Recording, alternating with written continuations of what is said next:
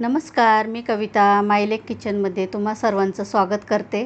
तर आज मी मस्त अशी शेवयांची खीर बनवणार आहे। तर ही खीर बनवताना मावा किंवा मिल्क पावडर न वापरता, त्याचबरोबर दूधसुद्धा जास्त वेळ न आटवता ही खीर दाटसर कशी बनवायची यासाठी मी एक ट्रिक वापरली आहे। तर हा व्हिडिओ शेवटपर्यंत नक्की बघा। व्हिडिओ आवडला तर लाईक करा, चॅनलवर नवीन असाल तर सबस्क्राईब करा। तर चला वेळ न घालवता सुरुवात करूया। खीर बनवण्यासाठी इथे मी गॅसवरती एक पॅन तापत ठेवलं आहे। तर पॅनमध्ये आता 2 चमचे तूप घातले।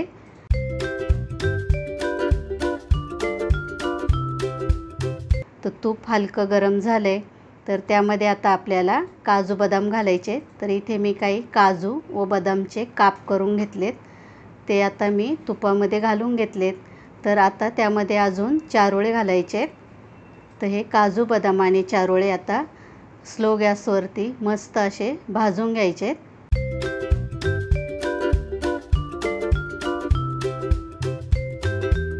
तर इथे आता काजू बदाम आणि चारोळे मस्त भाजून झालेत। तर त्यामध्ये आता आपल्याला शेवया घालायच्यात। तर इथे मी एकदम अशा बारीक आकाराच्या शेवया घेतल्यात। तर शेवयासुद्धा आता 3 ते 4 मिनिट आपल्याला तुपामध्ये छान अशा भाजून घ्यायच्यात। त्यांचा असा कलर चेंज झाला पाहिजे इथपर्यंत अशा भाजून घ्यायच्यात। तर शेवया तुपामध्ये भाजल्यामुळं काय होतं, खीरला पण मस्त असा कलर येतो आणि खीरची टेस्टसुद्धा वाढते। म्हणून अशा शेवया तुपामध्ये थोड्या अशा भाजूनच घ्यायच्या।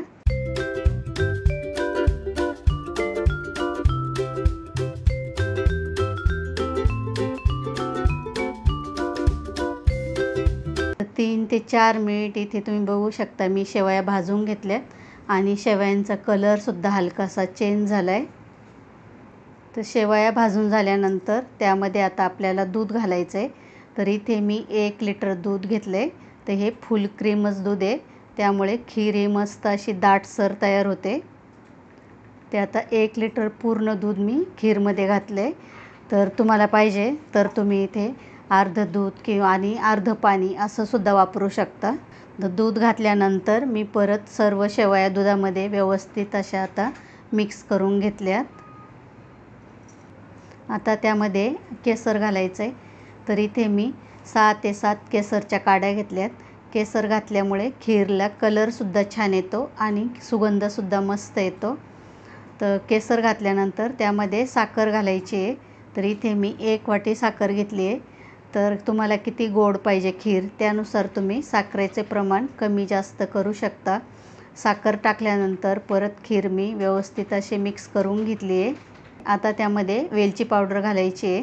तर इथे मी पाव चमचा वेलची पावडर घेतली आहे, ती पण आता खीरमध्ये टाकून घेते आणि परत वेलची पावडर टाकल्यावरती पळीने सर्व खीर व्यवस्थित अशी मिक्स करून घ्यायची आहे। व्यवस्थित असं सर्व हलवून घ्यायचं आहे। इथे तुम्ही बघू शकता मस्त अशी खीरला उकळी आली आहे। तर त्यामध्ये आता खीर दाटसर होण्यासाठी आपल्याला एक सिक्रेट साहित्य वापरायचं आहे, ते म्हणजे बारीक रवा।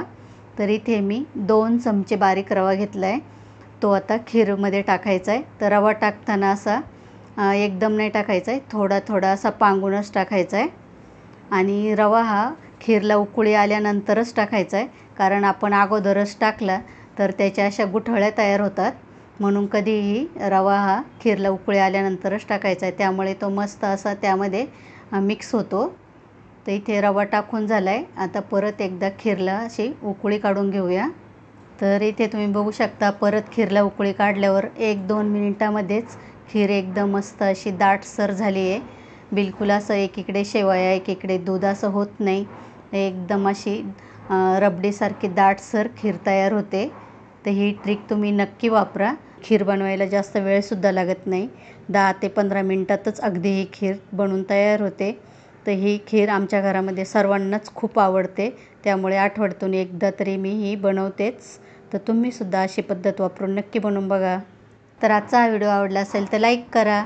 त्याचबरोबर असेच नवनवीन व्हिडिओ पाहण्यासाठी मायलेकी किचन या चॅनलला सबस्क्राईब करा। तर परत भेटूया अशाच नवीन व्हिडिओमध्ये। तोपर्यंत धन्यवाद।